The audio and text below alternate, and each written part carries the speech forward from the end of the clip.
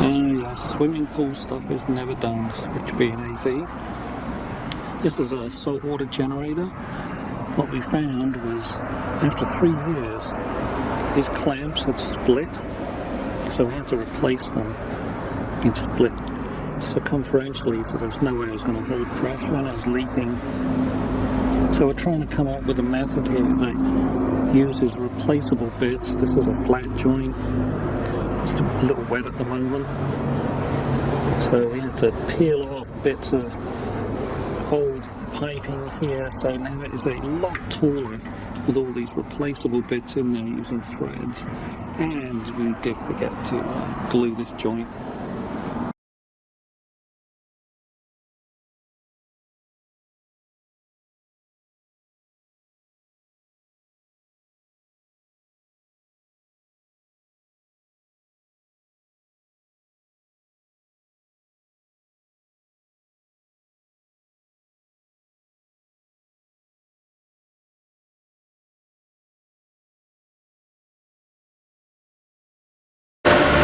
Full pump is priming. Priming. So it's got to get rid of all the air bubbles.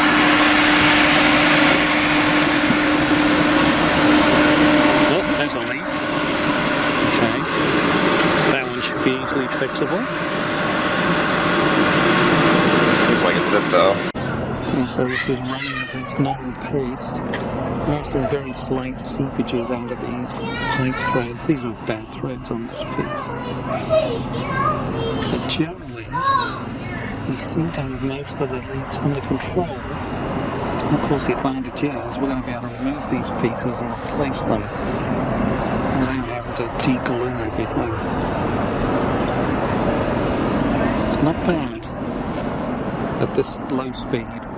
I think it might go a little bit more higher speeds. Got to make a box now and cover it. Keep the sun off it.